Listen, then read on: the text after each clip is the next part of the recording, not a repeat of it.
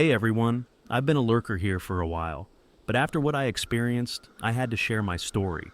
This isn't some made up crap to scare you. It actually happened to me, and I still can't wrap my head around it. It all started about 6 months ago. I was in a pretty dark place, you know? My mom had passed away unexpectedly, and I was struggling to cope. She was my best friend, my rock, and suddenly she was just gone. I felt so alone.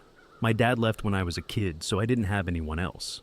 One night, I was browsing the dark web, mostly out of curiosity, and partly because I was looking for something to fill the void she left behind. I know, stupid, right? But grief makes you do crazy things. Anyway, I stumbled upon this forum that promised unique solutions for those grieving a loved one. There were all sorts of shady services, but one post caught my eye. "We can bring back your loved ones, perfectly replicated." It sounded like complete bullshit, but the comments underneath were filled with people swearing it worked. I don't know what came over me, but I clicked on the link and was taken to a website that looked like it was straight out of the 90s. The site was minimalistic, with just a form asking for details about the deceased person you wanted back. I filled it out, providing everything I could remember about my mom, her habits, her favorite things, her little quirks. At the bottom, there was a field to upload photos and videos. I hesitated, but ended up uploading a bunch of pictures and a few home videos. They also asked for an address for delivery, which I found creepy, but figured it was necessary for whatever scam they were running. I sent it off and didn't think much about it afterward. I mean, I expected it to be some sort of weird phishing scheme at best, but I never really thought anything would come of it. Until about a week later when a package showed up on my doorstep. The box was plain and unmarked, about the size of a small suitcase. There was no return address. My heart was racing as I brought it inside. I could feel the weight of it, heavier than I expected. I opened it up and found another, smaller box inside. This one had a strange, almost ritualistic symbol carved into the top. My hands were shaking as I lifted the lid. Inside, there was a note on top of a pile of what looked like old dusty cloth. The note read, "Place the items around your home as directed and recite the included incantation. Your loved one will return to you."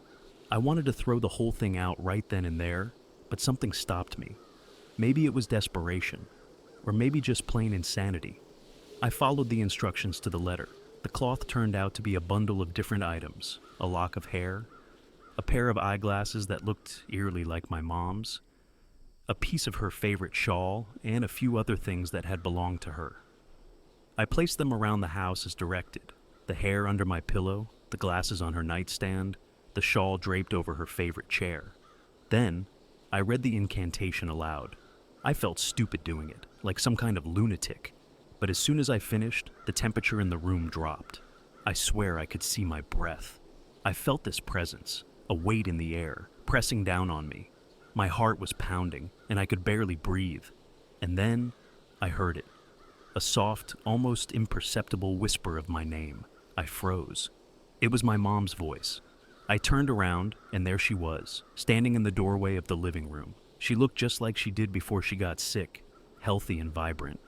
But there was something off about her eyes.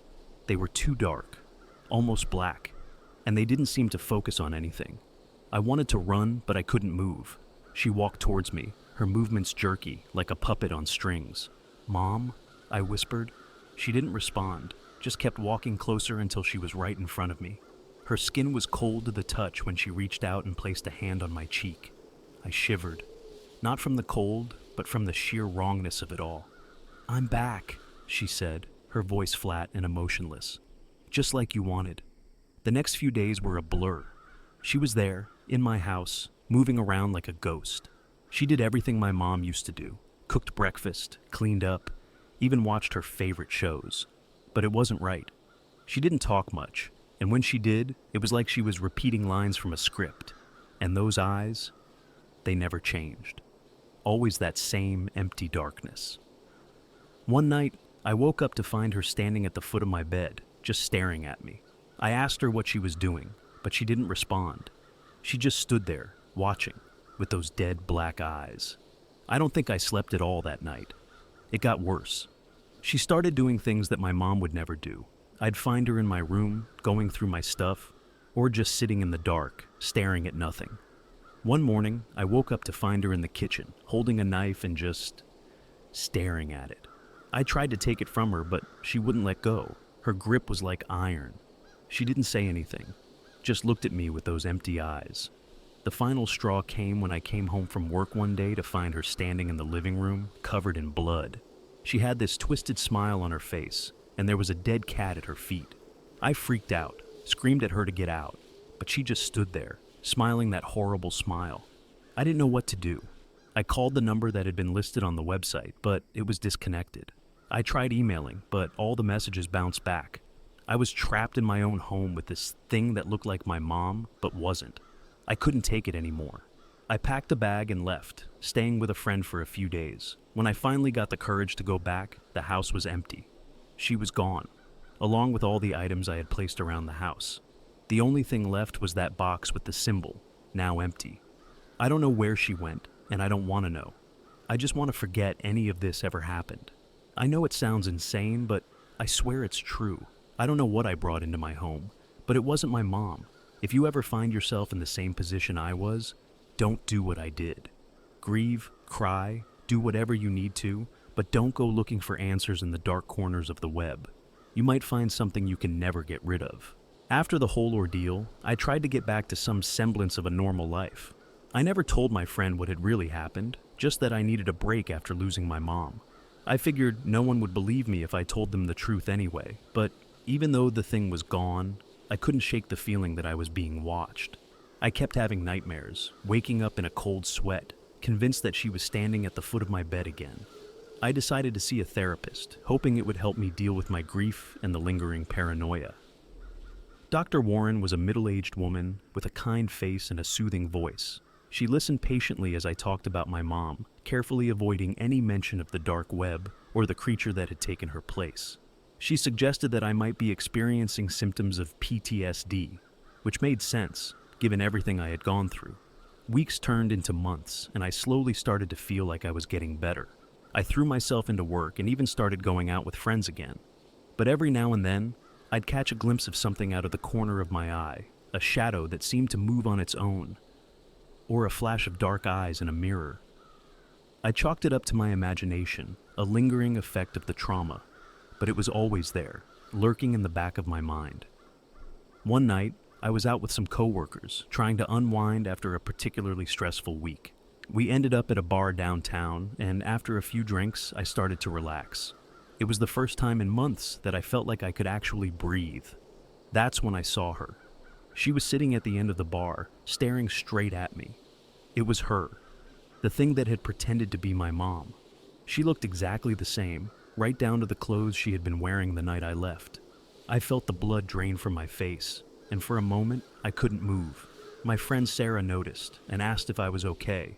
I just shook my head and muttered something about feeling sick, then bolted out of the bar. I ran down the street, not knowing where I was going, just trying to get away. I could hear footsteps behind me, but I didn't dare look back. I turned a corner and ducked into an alley, pressing myself against the wall and trying to catch my breath. The footsteps stopped, and for a moment there was silence. Then I heard her voice. "Why did you leave me?" she whispered, the words echoing in the darkness. "I'm your mother. You wanted me back." I squeezed my eyes shut, hoping it was just another nightmare. But when I opened them, she was standing right in front of me. Those empty black eyes bore into mine, and I could see a twisted, mocking smile on her face. I couldn't take it anymore. I screamed and ran past her, not stopping until I was back in my apartment, the door locked and bolted behind me. I called Dr. Warren the next morning and told her I needed to see her urgently. When I got to her office, I broke down and told her everything. The dark web, the package, the incantation, the creature that had haunted me. I expected her to think I was crazy, but instead, she listened quietly, her expression growing more serious with each passing minute. When I finished, she leaned back in her chair and sighed. "I've heard of something like this before," she said, her voice barely above a whisper. "Not often, but enough to know that it's not just your imagination. There are things in this world that we don't understand, things that can cross over from places they don't belong." She told me about other cases, people who had reached out to the dark web for answers or solutions, and ended up bringing something far worse into their lives. The internet is like a doorway, she explained, and sometimes it opens to places we should never go. I asked her what I could do, how I could get rid of it for good. She didn't have any easy answers. She suggested cleansing rituals, even exorcisms, but warned that nothing was guaranteed. These things are persistent, she said. They feed on fear and grief. The more you give them, the stronger they become. Desperate, I tried everything she suggested.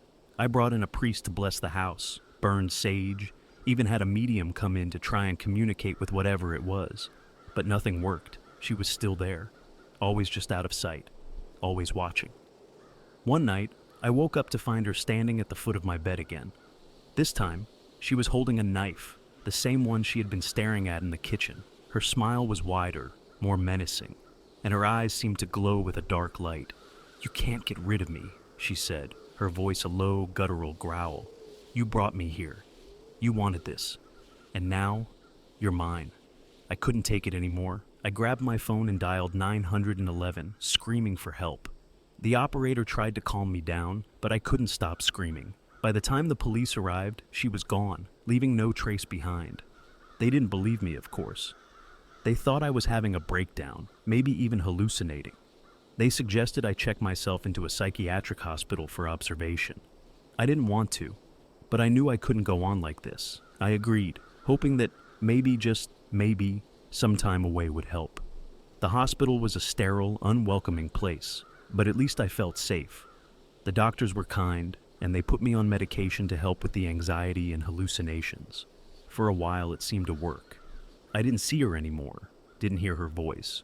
I started to believe that maybe it had all been in my head, a product of my grief and trauma. But then, one night, I woke up in my hospital bed to find her standing there, smiling that same twisted smile. "You can't escape," she whispered. "You can never escape. I don't know what to do anymore. I'm trapped, no matter where I go." She's always there, always watching, always waiting. I'm writing this from my hospital room, hoping that maybe someone out there has an answer, something I haven't tried. Because if I can't find a way to get rid of her, I don't know how much longer I can hold on. I spent weeks in the psychiatric hospital, trying to convince myself that it was all in my head.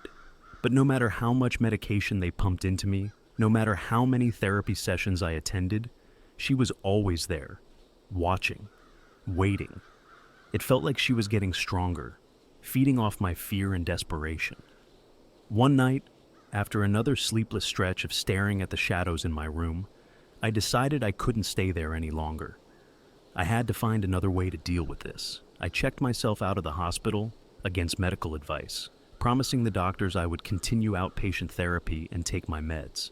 They weren't happy about it, but I didn't care. I just needed to get out of there. Back at my apartment, everything felt off. The air was thick with a sense of dread, and every little noise set my nerves on edge. I knew I couldn't stay there either. So, I packed a bag and drove out to a small cabin my mom used to take me to when I was a kid. It was isolated, deep in the woods, and I hoped the solitude would give me some peace. The first night was eerily quiet. I sat on the porch, listening to the sounds of the forest, trying to calm my racing heart. For a while, it worked. The fresh air and the familiar surroundings gave me a sense of comfort I hadn't felt in months. But as the sun set and darkness enveloped the cabin, that comfort turned to fear. I locked all the doors and windows, checked them twice, and settled into the small bedroom. I had brought along a few books and my laptop, hoping to distract myself, but I couldn't focus on anything. Every creak, every rustle outside made my heart jump. I kept seeing her face in the reflections, those dark, empty eyes staring back at me. Around midnight, I heard it. A soft, almost imperceptible scratching at the window. My blood ran cold. I tried to convince myself it was just a branch or an animal, but deep down, I knew it was her. I turned off the lights and crawled into bed, pulling the covers up over my head like a child. It didn't make me feel any safer. I must have dozed off at some point, because I woke up to the sound of something moving inside the cabin. It was faint, like footsteps on the wooden floor. I lay there, frozen, listening. The footsteps grew louder, closer. I heard the creak of the bedroom door opening, and then silence. I held my breath. praying it was just a nightmare, but I knew better. "Why did you leave me?" Her voice whispered from the darkness. I didn't dare move. "You wanted this. You wanted me back." I felt something cold and heavy press down on the bed next to me. Slowly, I pulled the covers down just enough to see. She was lying there, her face inches from mine, smiling that twisted smile. Her skin was pale and clammy, and her eyes, those eyes were darker than the night itself.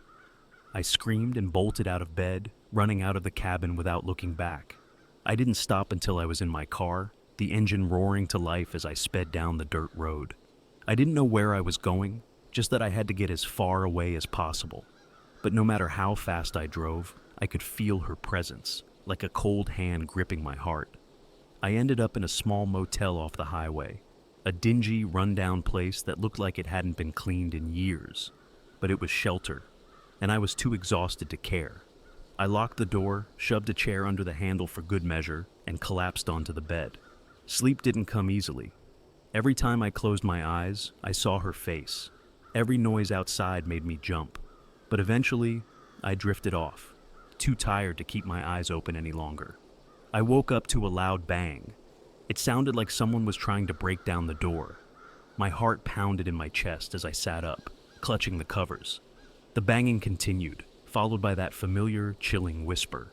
"Let me in."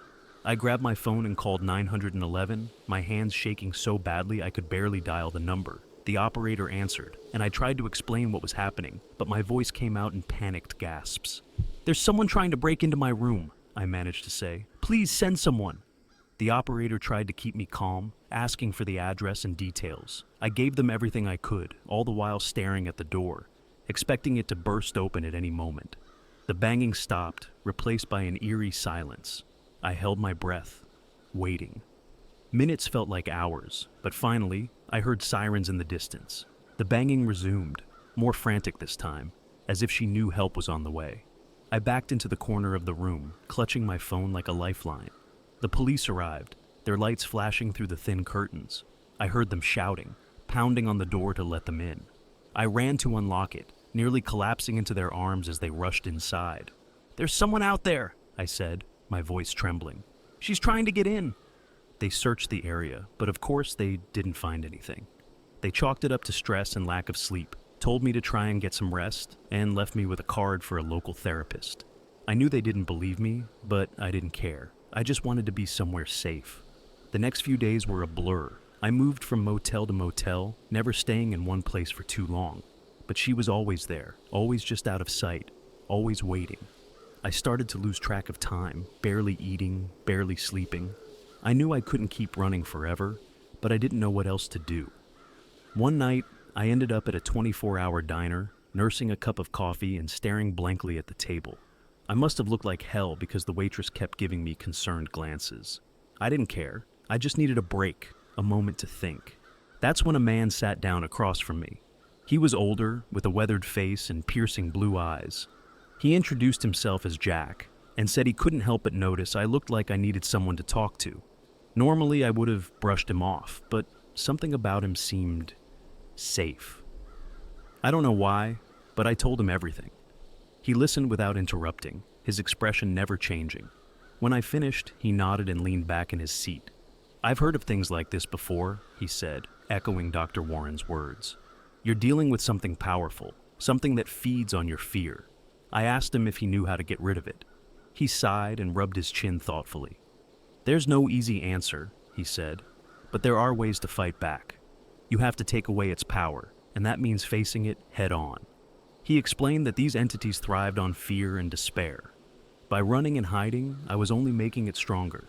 I had to confront it, show it that I wasn't afraid anymore. It sounded insane, but I was desperate. I asked him how to do it. "You have to go back to where it all started," he said. "Back to your home, where you perform the ritual. You need to undo it." The thought of going back there made my skin crawl, but I knew he was right. I couldn't keep running. I had to face this thing, once and for all. Jack gave me some instructions, a list of items to gather, and a prayer to recite. He warned me that it wouldn't be easy, but it was my best shot. Armed with newfound determination, I thanked him and headed back to my apartment. The drive felt like an eternity. every mile bringing me closer to the place where my nightmare had begun. But I was ready. I had to be. I arrived just as the sun was setting, casting long shadows across the empty street. My hands were shaking as I unlocked the door and stepped inside. The air was thick with the same sense of dread, but I pushed through it. I gathered the items Jack had told me to get: salt, candles, and a small vial of holy water. I arranged them in a circle in the living room, the same spot where she had first appeared. Taking a deep breath, I began to recite the prayer Jack had given me. The words felt foreign on my tongue, but I forced them out, my voice growing stronger with each line. The temperature dropped, and the shadows seemed to close in around me, but I didn't stop. Halfway through, I felt her presence. She was there, just behind me.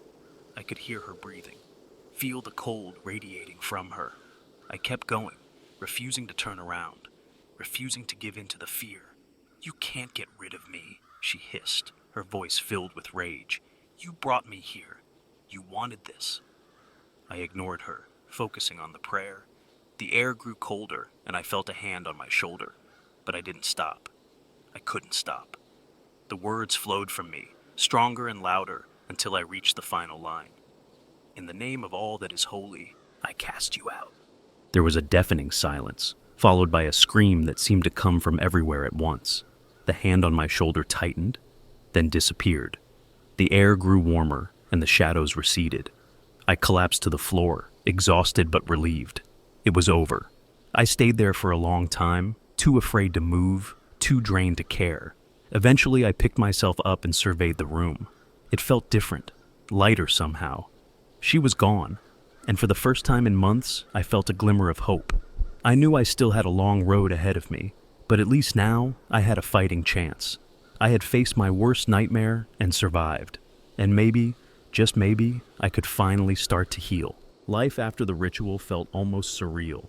For the first time in what felt like forever, I could sleep through the night without waking up in terror. My apartment no longer felt like a prison, and I began to reclaim my life piece by piece. I kept Jack's instructions close, using his advice to ward off any lingering traces of darkness. It felt like I was finally free. But freedom is a fragile thing, and it didn't take long for cracks to appear in my newfound peace. It started small.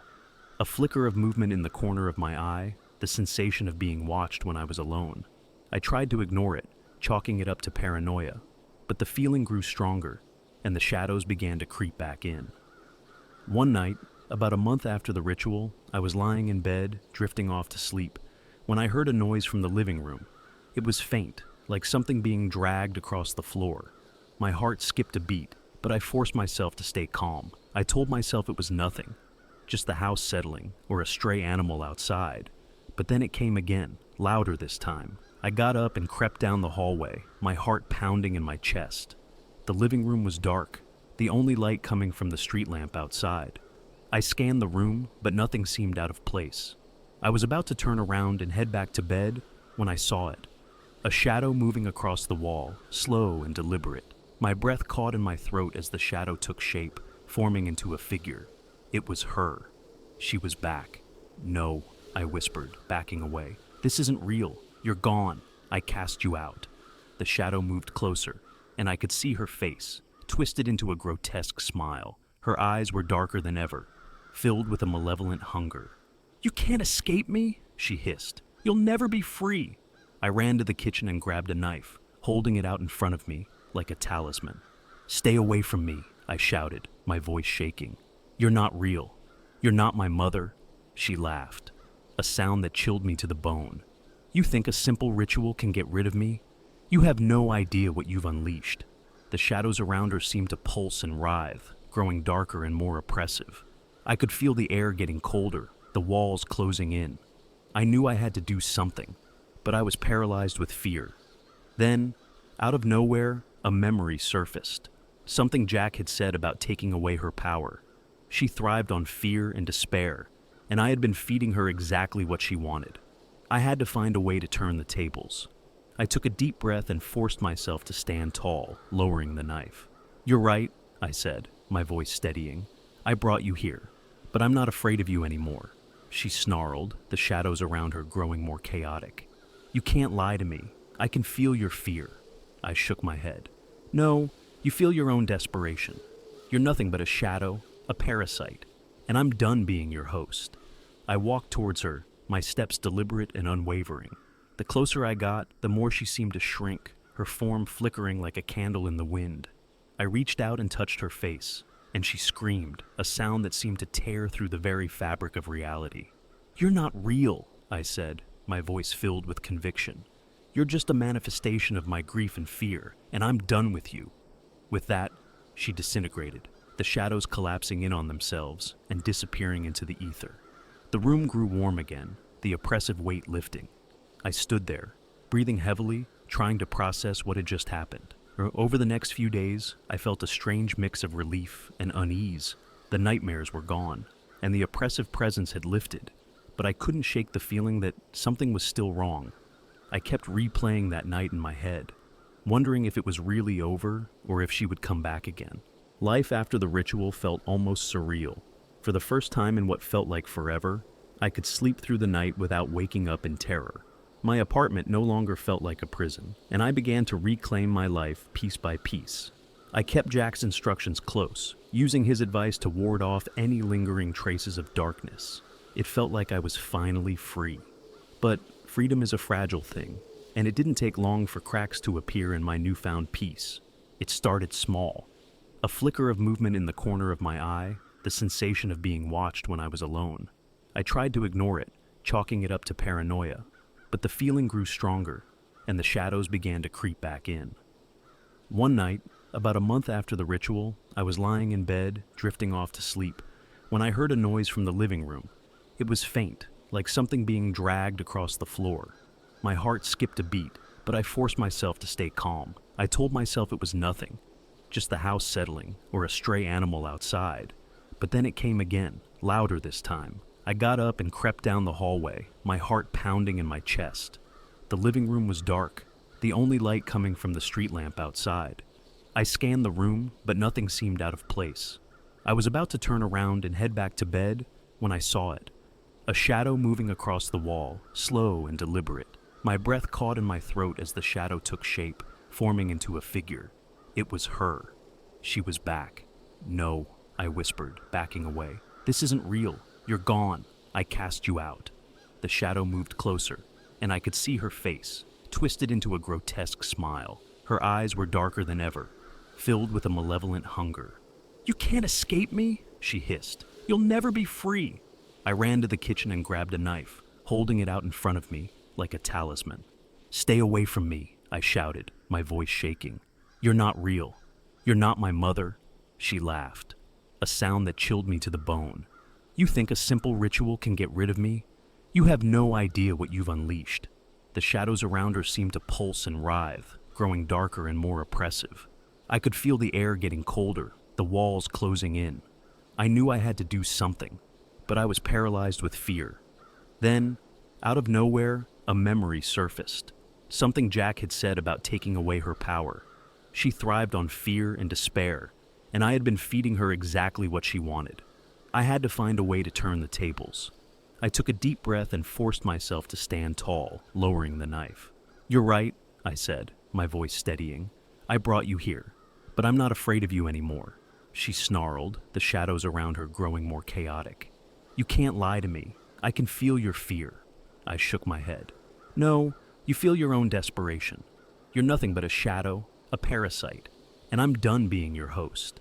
I walked towards her, my steps deliberate and unwavering. The closer I got, the more she seemed to shrink, her form flickering like a candle in the wind. I reached out and touched her face, and she screamed, a sound that seemed to tear through the very fabric of reality. "You're not real," I said, my voice filled with conviction. "You're just a manifestation of my grief and fear, and I'm done with you." With that, she disintegrated, the shadows collapsing in on themselves and disappearing into the ether. The room grew warm again, the oppressive weight lifting. I stood there, breathing heavily, trying to process what had just happened. Over the next few days, I felt a strange mix of relief and unease.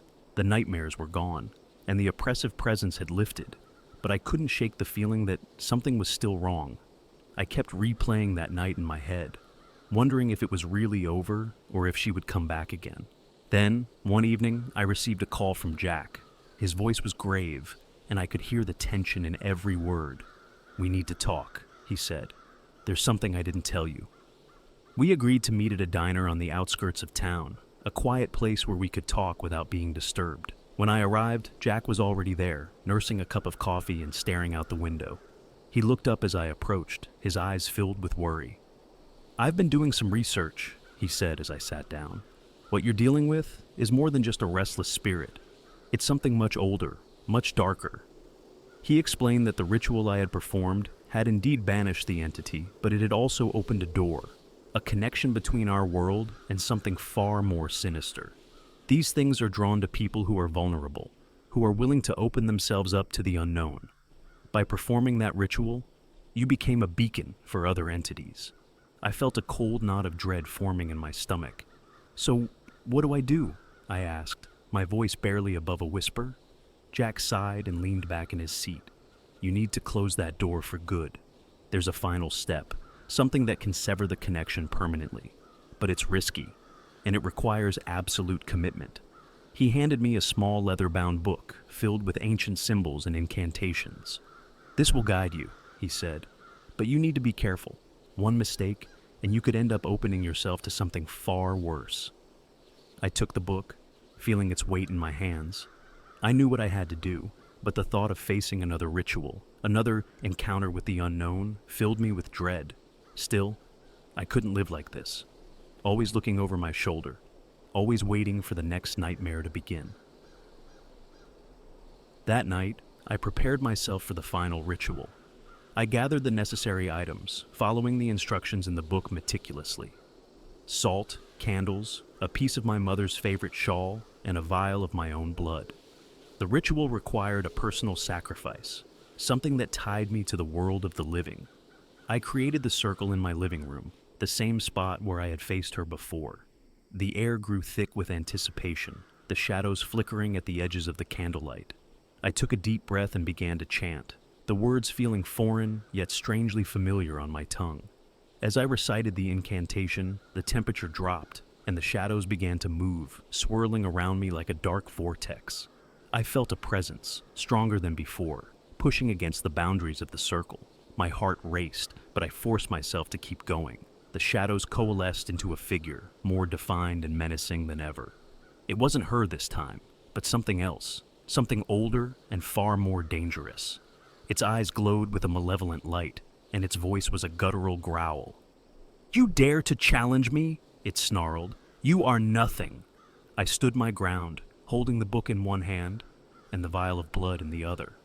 "I am not afraid of you," I said, my voice steady. "You have no power over me." With a swift motion, I broke the vial, letting the blood spill into the circle. The entity screamed, a sound that shook the very foundations of the apartment. The shadows writhed and twisted, trying to break free, but the circle held. I continued the chant, louder and more forceful, feeling the power of the words coursing through me. The entity's form began to waver, its eyes losing their glow. "You cannot defeat me," it hissed, its voice filled with desperation. "You are nothing but a shadow," I said, my voice ringing with conviction. "And shadows cannot survive in the light." With a final surge of energy, I completed the incantation, the words echoing through the room. The entity let out one last blood-curdling scream before it disintegrated, the shadows dissipating into nothingness. The air grew warm again, and the oppressive weight lifted. I collapsed to the floor, exhausted but triumphant. It was over. The connection was severed, and the door was closed for good. The next morning, I woke up feeling lighter than I had in months. The apartment was filled with sunlight, and for the first time in a long time, I felt at peace. I knew there would be scars, memories that would haunt me, but I also knew I had faced my demons and won. I met with Jack later that day to thank him for his help. He smiled and nodded, but there was a sadness in his eyes.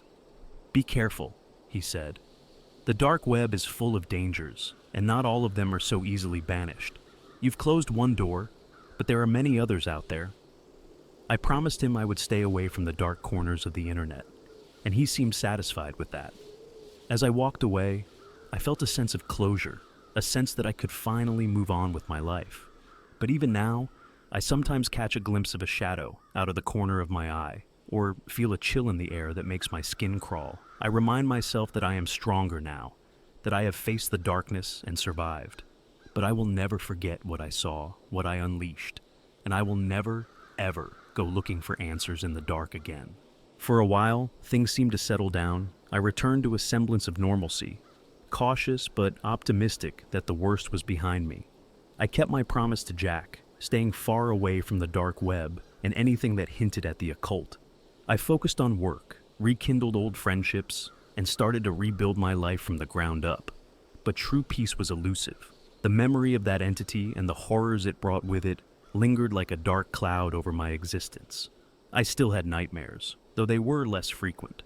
And every now and then, I would catch a fleeting glimpse of a shadow that made my heart race. I had thought the ritual had closed the door for good, but doubt gnawed at me. About 6 months after the final ritual, I received a letter in the mail. It was handwritten, the ink smudged, and the paper yellowed, like it had been sitting somewhere for a long time. There was no return address. My heart sank as I opened it, a sense of foreboding washing over me. The letter was short and cryptic. "You have been marked. It's not over." I stared at the words, my hands shaking. I didn't want to believe it, but deep down, I knew the truth. Whatever I had faced, whatever I had banished, had left a mark on me. A beacon, just as Jack had warned. I called Jack immediately, but his number was disconnected. I tried visiting the diner where we had met, but the waitress told me she hadn't seen him in months. It was like he had vanished into thin air. Desperation clawed at me, and I didn't know where else to turn. That night, I went back to my apartment and searched for the book Jack had given me. I needed answers, a way to undo whatever mark had been left on me. But the book was gone. I tore the place apart, looking everywhere, but it was like it had disappeared into thin air. As I sat on the floor, surrounded by the remnants of my frantic search, I felt a cold breeze brush against my neck. I froze, my breath catching in my throat. Slowly I turned around. The room was empty, but the temperature had dropped, and I could see my breath in the air. A whisper echoed through the room, chilling me to the bone. "You can't escape!" I jumped to my feet and backed away, my mind racing. I had to get out, had to find help. I grabbed my keys and ran out of the apartment, not bothering to lock the door behind me. I drove aimlessly for hours, the shadows of the city stretching long and menacing as the night wore on. Eventually, I found myself at the edge of town, near an old church that looked like it had been abandoned for years. The windows were boarded up, and the paint was peeling, but something drew me to it. I parked the car and walked up to the heavy wooden doors, pushing them open with a creak. Inside, the church was dark and musty, the air thick with the scent of decay. I felt a strange pull, like something was guiding me. I walked down the aisle, my footsteps echoing in the empty space, and approached the altar. There, sitting on the dusty surface, was the book. My heart pounded as I picked it up. The pages fell open to a section I hadn't seen before, filled with strange symbols in a language I couldn't read. But one word stood out, glowing faintly on the page: atonement. I didn't know what it meant, but I knew I had to try. I followed the instructions, gathering the items it listed and arranging them in a circle on the floor. I lit the candles and began to chant, my voice trembling. The air grew colder, the shadows darker, but I kept going, driven by a desperate need to end this once and for all. As I reached the final line, the ground beneath me began to shake. The shadows coalesced into a figure, more terrifying than anything I had seen before. Its eyes glowed with a malevolent light, and its voice was a deep, rumbling growl. "You dare to challenge me again?" it roared. "You are nothing!" I stood my ground, holding the book out in front of me like a shield. "I am not afraid of you," I said, my voice steady. "You have no power over me." The entity laughed, a sound that seemed to shake the very foundations of the church. "You think you can defy me? You think you can escape?" I continued the chant, louder and more forceful, feeling the power of the words coursing through me. The entity's form began to waver, its eyes losing their glow. "You cannot defeat me," it hissed, its voice filled with desperation. "You are nothing but a shadow," I said, my voice ringing with conviction. "And shadows cannot survive in the light." With a final surge of energy, I completed the incantation, the words echoing through the room. The entity let out one last blood-curdling scream before it disintegrated, the shadows dissipating into nothingness. The air grew warm again, and the oppressive weight lifted. I collapsed to the floor, exhausted but triumphant. It was over. The connection was severed, and the door was closed for good.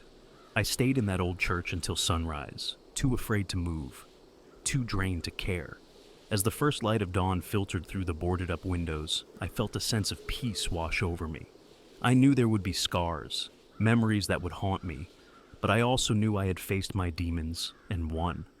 I left the church and drove back to my apartment, feeling lighter than I had in months. The nightmares were gone, and the oppressive presence had lifted. I knew I still had a long road ahead of me, but at least now I had a fighting chance. I never saw Jack again, and I never found out what had happened to him. But I like to think that wherever he is, he knows that I'm okay, that I survived, that I'm finally free. And as for the dark web, I've stayed far, far away from it. Some doors are meant to stay closed, and I've learned my lesson the hard way. There are things out there that we're not meant to understand, things that should never be summoned. I've faced the darkness and come out the other side, and I'm never going back. But even now, sometimes, late at night, I still hear a whisper in the shadows, a reminder of the darkness that lurks just beyond the edge of our understanding. And I know that no matter how far I run, no matter how hard I try to forget, some nightmares never truly end.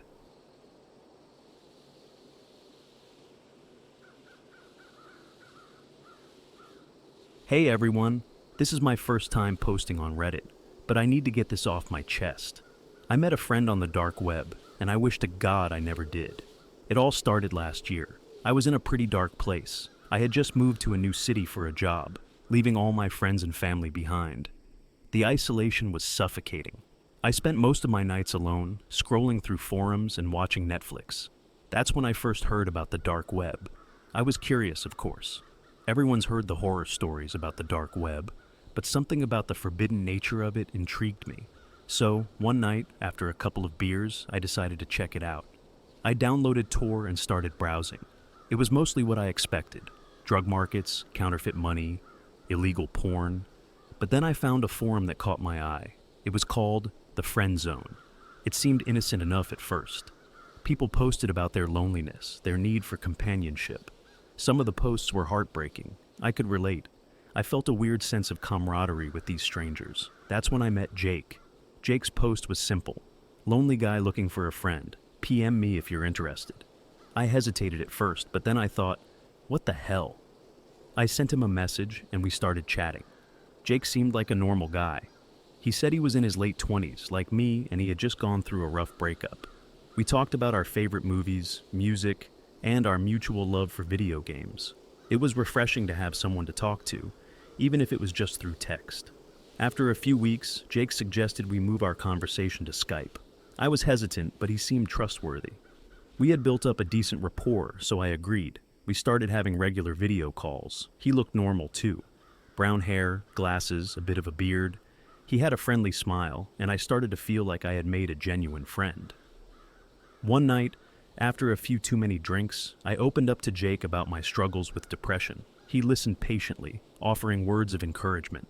It felt good to have someone to talk to, someone who understood. But then things started to get weird. Jake began to share more about his life, but his stories didn't add up. He mentioned a sister one day, but when I asked about her a week later, he acted like he didn't know what I was talking about. He would disappear for days at a time, then come back with strange excuses. One time, he said he had been in a car accident, but when I asked for details, he got defensive and changed the subject. Then there was the basement. During one of our calls, Jake gave me a tour of his house. It was a typical bachelor pad. Messy kitchen, unmade bed, empty pizza boxes. But when he showed me the basement, I felt a chill run down my spine. It was dimly lit, with concrete walls and a dirt floor. In the corner, I saw what looked like a cage. I laughed it off, joking that it looked like something out of a horror movie. Jake didn't laugh. He just stared at me with this strange, intense look. "It's for my dog," he said finally. "You have a dog?" I asked, surprised. He had never mentioned a pet before. "Yeah," he replied, but there was something off about his tone. That night, I couldn't shake the feeling that something was wrong. I tried to convince myself that I was overreacting, that Jake was just an eccentric guy with a weird basement. But the unease stayed with me. A few nights later, Jake sent me a message. "I need to show you something." He seemed agitated, almost desperate. I agreed to a video call, and when he appeared on my screen, he looked like he hadn't slept in days. "I found something," he said, his voice shaky. "Something terrible." He turned the camera, and I saw the basement again. This time, the cage was open, and there was something inside it. At first, I couldn't make it out, but as he moved closer, I realized with horror what it was. It was a person. A woman, naked and bruised, chained to the wall. She looked up at the camera, her eyes wide with terror. "Jesus, Jake!" I shouted. "What the hell is this?" "I didn't know what else to do," he said, his voice breaking. "I found her like this. Someone left her here. Call the police!" I yelled, my heart pounding. "I can't," he said. "You don't understand. They'll think I did this." For a moment, I was speechless. My mind raced, trying to process what I was seeing. This couldn't be real. It had to be some kind of sick joke. "Please," Jake said, tears streaming down his face. "You have to help me." I didn't know what to do. Part of me wanted to cut off all contact, to pretend this never happened. But another part of me felt responsible. I had befriended this guy. I had let him into my life. "Okay," I said finally. "I'll help you. But you need to promise me something." "What?" he asked, his eyes pleading. "You need to let her go? Right now?" He nodded, and I watched as he fumbled with the chains. The woman collapsed to the floor, sobbing. Jake turned the camera back to his face. "What do I do now?" he asked, his voice barely a whisper. I took a deep breath, trying to steady myself. "You need to get her to a hospital, anonymously, and then you need to get the hell out of there." He nodded again, and the call ended. I sat there for a long time, staring at the blank screen. My mind was a whirlwind of emotions. Fear, anger, confusion. I had no idea what I had gotten myself into, but I knew one thing for sure. I had to get out too. After that night, I couldn't sleep. My mind kept replaying the image of the woman in Jake's basement. Her terrified eyes burned into my brain. I wanted to believe it was a nightmare, but deep down, I knew it wasn't. The next morning, I called in sick to work. There was no way I could focus on anything else. I spent the day pacing my apartment, trying to decide what to do. I thought about calling the police, but what would I tell them? That a guy I met on the dark web had shown me a woman chained in his basement? They'd probably laugh me off the phone. I checked my messages obsessively, waiting for an update from Jake. Hours passed with nothing. By evening, I was a wreck. I had to know what happened, so I messaged him. "Did you get her out?" An hour later, he responded, "Yeah, she's gone." I felt a strange mix of relief and dread. Gone could mean a lot of things. I needed more information, so I called him. When he answered, his voice was hollow. "I took her to a hospital," he said. "Dropped her off and left. They don't know it was me." "Is she okay?" I asked, my stomach in knots. "I don't know," he replied. "I didn't stick around." We talked for a while longer, and I could tell he was still on edge. He was paranoid that the police would trace the woman back to him somehow. I tried to reassure him, but the truth was, I wasn't sure of anything myself. Days passed, and the incident began to fade from immediate memory, replaced by the dull monotony of everyday life. But the dark web had its hooks in me. Despite my better judgment, I found myself drawn back to the friend zone forum. I needed to understand more about the kind of people who frequented it. One night, I came across a post that sent chills down my spine.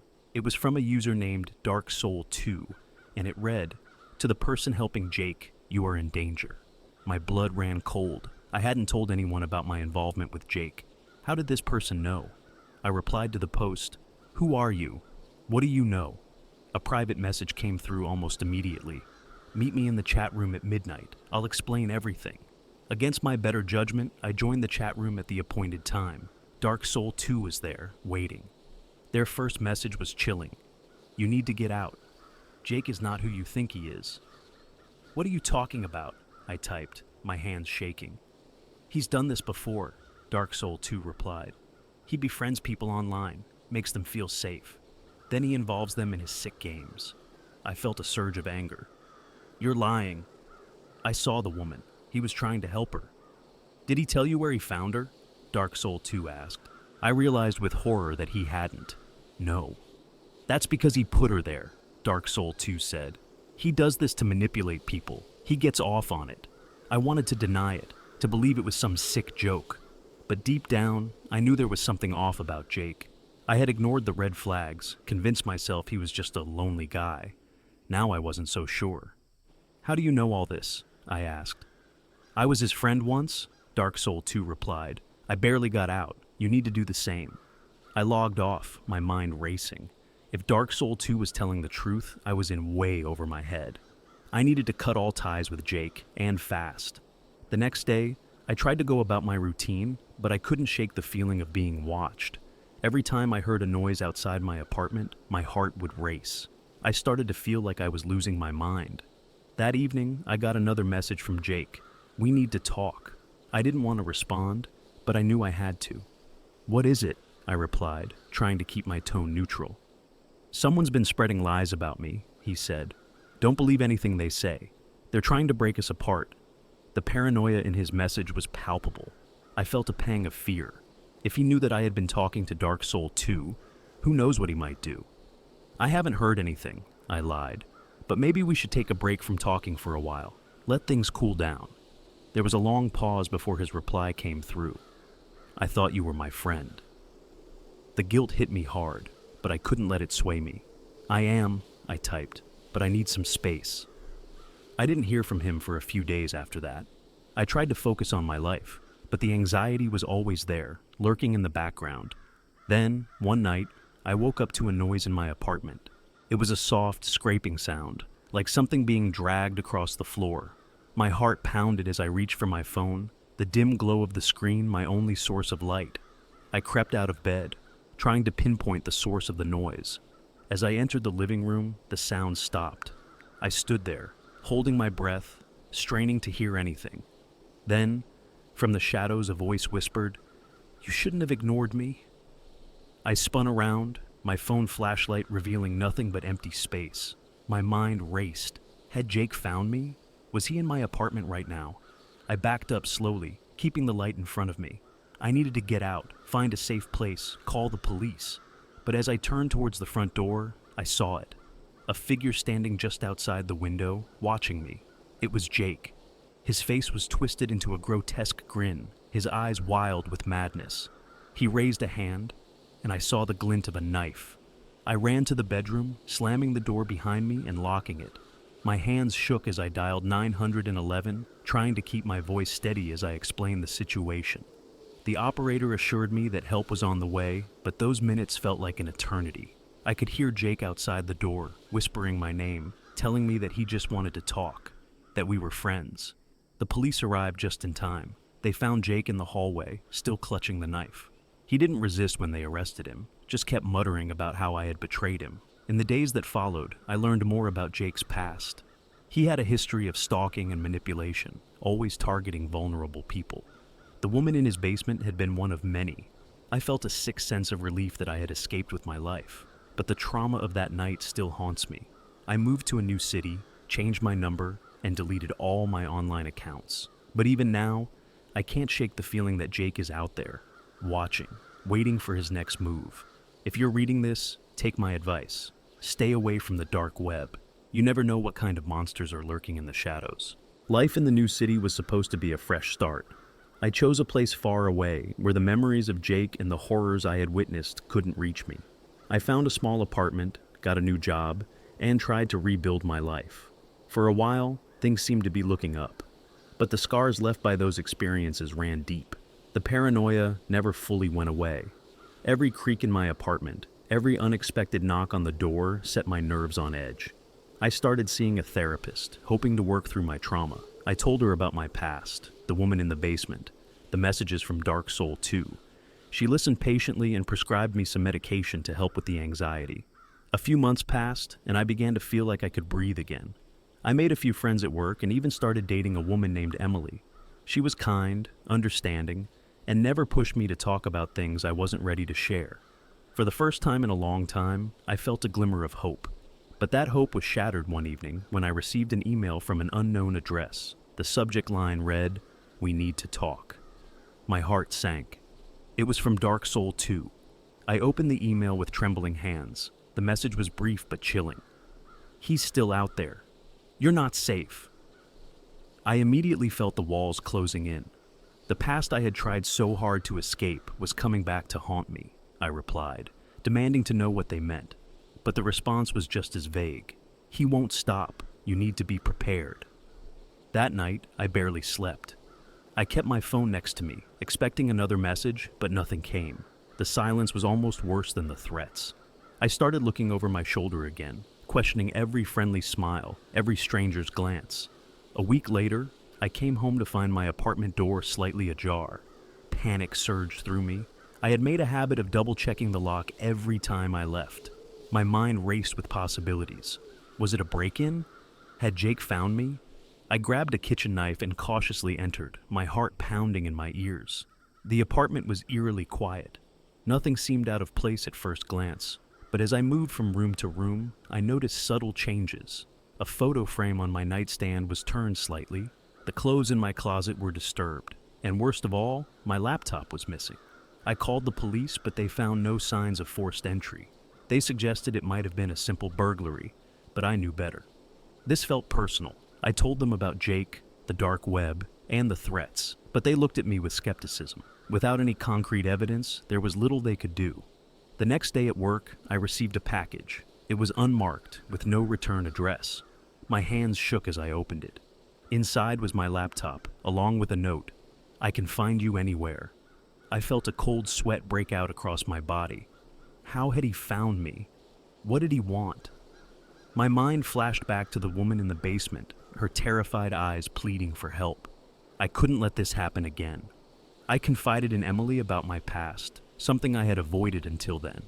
She was understandably shocked, but supportive. She insisted that I move in with her temporarily, thinking it would be safer. I agreed, grateful for her support, but terrified that I was putting her in danger too. Living with Emily was supposed to be a refuge, but the fear followed me. One night, as we were watching TV, my phone buzzed with a notification. It was an email from Jake's old address. My blood ran cold as I opened it. "Do you miss me?" it read. Attached was a photo of Emily and me, taken from outside her apartment. I felt sick. He was watching us. Emily wanted to call the police immediately, but I convinced her to wait. I didn't trust that they could protect us. Instead, I reached out to Dark Soul 2, desperate for guidance. Their response was swift and unsettling. "You need to disappear. Completely." I spent the next few days preparing to leave. I deleted all my social media, changed my phone number, and started looking for places off the grid. Emily, despite her initial reluctance, agreed to come with me. We packed only the essentials, planning to leave under the cover of night. On our last night in the city, I received one final message from Dark Soul 2. "Good luck. Stay vigilant. He's always watching." We left just after midnight, driving through the deserted streets, our only company the oppressive silence of the night. We didn't have a specific destination, just a plan to keep moving, to stay hidden. The first few weeks were tense. Every stranger felt like a threat, every unfamiliar town a potential trap. But gradually, we settled into a new rhythm. We found a small cabin in the mountains, far from prying eyes. It wasn't much, but it felt safe. For a while, things were calm. We started to believe we could have a normal life. But deep down, I knew the peace was fragile. The memory of Jake's twisted grin, the feeling of being hunted, never truly left me. One evening, as the sun set behind the mountains, I stood on the porch, watching the shadows lengthen. Emily came up behind me, wrapping her arms around my waist. "Do you think we're safe here?" she asked softly. I wanted to reassure her, to tell her everything would be fine. But the truth was, I didn't know. All I could do was hold her close and hope that, somehow, we could outrun the darkness that followed us. Life in the cabin was supposed to be a sanctuary, but it quickly became a prison. Emily and I tried to make the best of it, but the constant fear of being found gnawed at us. Every creak of the wooden floorboards, every rustle of the wind through the trees set us on edge. We were always looking over our shoulders, never truly at peace. One night, about a month after we had moved in, I was awoken by a noise outside. It was a soft, rhythmic tapping, like someone gently knocking on the cabin walls. I lay still, my heart pounding in my chest, straining to hear it again.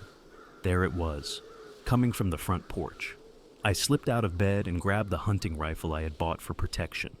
Emily stirred, her eyes wide with fear as she watched me. I motioned for her to stay quiet and crept towards the front door. The tapping stopped as I reached the door. I held my breath and threw it open, aiming the rifle into the darkness. The porch was empty, but I could feel eyes on me, watching from the shadows. I stepped outside, the cold night air biting at my skin, and scanned the tree line. "Who's there?" I called out, my voice trembling. There was no response, just the eerie silence of the forest. I stayed there for what felt like an eternity, waiting for something to happen. But nothing did. I finally went back inside, locking the door behind me. Emily was sitting up in bed, clutching the blankets to her chest. "What was it?" she whispered. "Probably just an animal," I lied, trying to sound convincing. But I knew better. Something was out there, and it was only a matter of time before it made its move. The next morning I found footprints in the dirt outside the cabin. They were human, unmistakably so. Someone had been watching us. I showed them to Emily, and we both knew we couldn't stay there any longer. We packed our things and left that afternoon, driving aimlessly for hours until we found a cheap motel on the outskirts of a small town. It wasn't much, but it was a place to hide. We checked in under false names, paying cash to avoid leaving a trail. For the next few days, we stayed holed up in the motel room, living off takeout and trying to come up with a plan. I spent hours online, looking for any sign of Jake or Dark Soul 2, but there was nothing. Just the oppressive silence of the unknown. One evening, Emily went out to get some food while I stayed behind to catch up on sleep. I had just drifted off when I heard the motel room door creak open. I sat up, expecting to see Emily. But instead, I was met with a figure standing in the doorway. It was Jake. He looked different, more haggard and unkempt than before. His eyes were wild, and he had a manic grin on his face. He stepped into the room, closing the door behind him. "Long time no see," he said, his voice dripping with malice. I reached for the rifle, but he was faster. He lunged at me, knocking it out of my hands and pinning me to the floor. I struggled against him, but he was stronger, fueled by some twisted sense of purpose. "Did you really think you could run from me?" he hissed, his face inches from mine. "I told you, we're friends. Friends don't abandon each other." I felt a surge of panic as he tightened his grip on my throat. I was losing consciousness, my vision darkening around the edges. Just as I was about to black out, I heard a shout from behind Jake. Emily had returned, and she was holding the rifle. "Let him go or I'll shoot," she screamed, her voice shaking. Jake hesitated for a moment, giving me just enough time to throw him off. I scrambled to my feet, gasping for air, as Emily kept the rifle trained on him. "Get out," she said, her voice steadying. "Now." Jake's grin widened. "This isn't over," he said, backing towards the door. "You can't hide from me. I'll always find you." With that, he turned and left, disappearing into the night.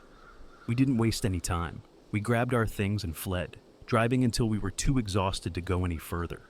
We found another motel in another town, constantly looking over our shoulders, never staying in one place for too long. The fear of Jake finding us again was a constant shadow, haunting our every move. One night, as we sat in yet another dingy motel room, I received an email from Dark Soul 2. It simply read, "He won't stop until you're dead." Desperation turned to determination. I couldn't keep running forever. I needed to end this, once and for all. I replied to Dark Soul 2, asking for help. Their response was swift and direct. "Meet me, alone, tomorrow night." I told Emily about the plan. She was terrified, but she understood. We couldn't live like this any longer. The next night, I drove to the location Dark Soul 2 had given me, an abandoned warehouse on the outskirts of the city. The place was dark and foreboding, the perfect setting for a trap, but I had no other choice. I parked the car and walked towards the entrance, my heart pounding in my chest. Inside, it was eerily quiet. I called out, my voice echoing through the empty space. "Dark Soul 2, I'm here." A figure emerged from the shadows. It was a woman, her face obscured by a hood. She stepped forward, pulling it back to reveal her face. "I'm Dark Soul 2, she said, her voice calm and measured, "and I'm here to help you." I felt a surge of relief. What do we do? I asked. She looked me in the eyes, her expression serious. We end this. Together. Dark Soul 2, and I stood in the shadows of the abandoned warehouse, the air thick with tension. She told me her real name was Sarah, and she had been tracking Jake for years. She had been his friend once too, before she escaped his clutches and dedicated herself to stopping him. We have one shot at this, she said, her voice firm. We need to lure him out and catch him in the act. It's the only way to make sure he can't hurt anyone else. We spent the next few hours planning our move. Sarah had gathered enough evidence over the years to build a strong case against Jake, but we needed to catch him red-handed to ensure he couldn't wriggle out of it. The plan was risky, but it was our only hope. I called Emily and explained everything. She was scared but agreed to help. She would be the bait to draw Jake out, while Sarah and I would be waiting in the shadows, ready to capture everything on video and call the police. The next night, we set the trap. Emily checked into a motel under her real name, making sure Jake would be able to find her. Sarah and I hid in the room next door, our nerves on edge as we waited.